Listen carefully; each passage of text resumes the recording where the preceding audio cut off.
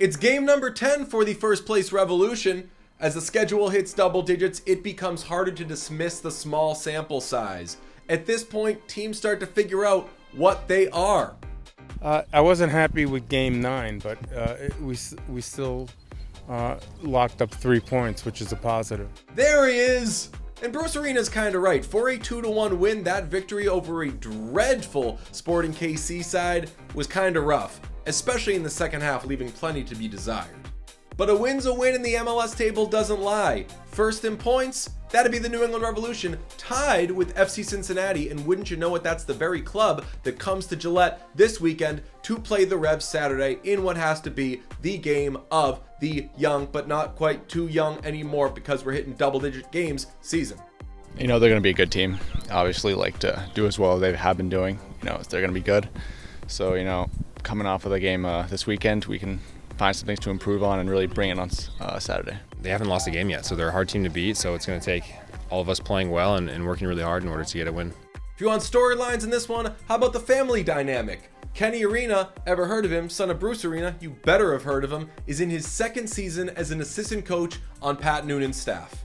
I think one of their assistant coaches is a dope, to be honest with you. The kid Kenny Arena, you know, I don't know how he's survived this long. And Noonan, you know, I've had Noonan for a long time too, but in all fairness, they've done an outstanding job. Pat Noonan has been excellent. His staff is good with Kenny and Dom Kinnear, so it's going to be a real great test for our team, but also for me, it's kind of like a rewarding one as well, because I'm so proud of those guys, the job they've done. The Revs will get Dylan Barrero back for this one. He missed last week's game after getting a red card kind of situation against Columbus. The 21-year-old has undoubtedly shown flashes of a breakout season for the Revs. They hope he picks up where he left off. He's ready to really blossom now. He's getting better. He's getting obviously used to the league and our environment and all of that, and we see him starting to rise. And if we can get him playing at an optimal level on a consistent basis, we'll have one really good player.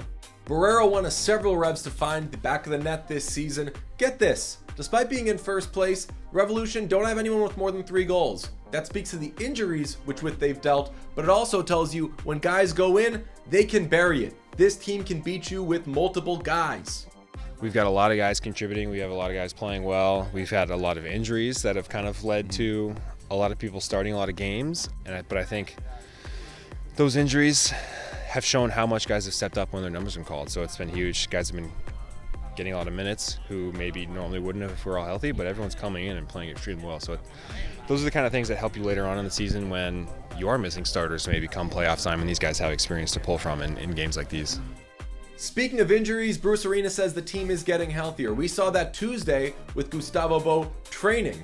And while they're not back on the field yet, Arena says to keep an eye out for the likes of Tommy McNamara and Nacho Heel getting back on the training field soon.